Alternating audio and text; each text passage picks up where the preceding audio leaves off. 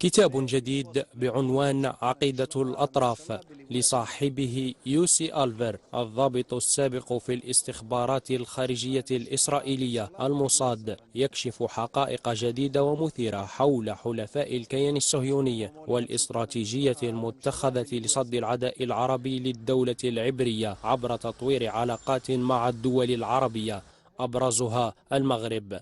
هل هناك أزمة ثقة بين المغرب وبعض مراكز القرار لدى شركائه الاستراتيجيين؟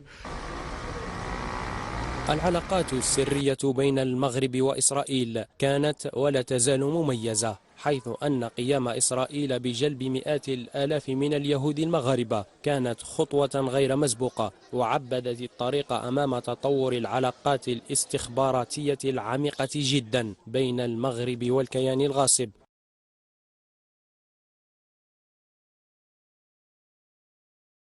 Ou comme ça. Sam Ben-Chetrit, président mondial de la Fédération du judaïsme marocain. Nous avons eu l'honneur de recevoir nos amis Hassan El-Merouni et Mohamed El-Moustachi, qui représentent l'organisation royale marocaine aux États-Unis. Et nous avons, avec la direction de la Fédération mondiale, on a offert un dîner et on est arrivé à des résolutions suivantes. Premièrement, nous allons consolider nos liens comme des anciens Marocains.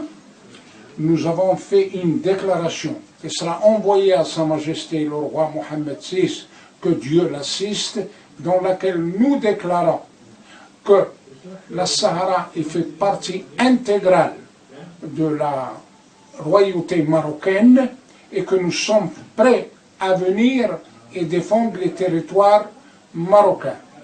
Nous avons aussi exprimé notre attachement au trône royal à Sa Majesté Mohammed VI, que Dieu l'assiste, ainsi qu'à la famille royale, et en espérant que nous allons réussir, vu que Sa Majesté le roi a déclaré que tous les Marocains, les anciens, même qui sont dehors, ils sont des Marocains à part entière, y compris les Juifs en Israël, que nous, il y a plus de 1 million de Juifs marocains ici en Israël.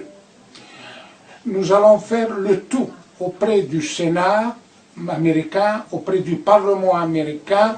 Nous ferons les ambassadeurs du Maroc à l'extérieur et partout.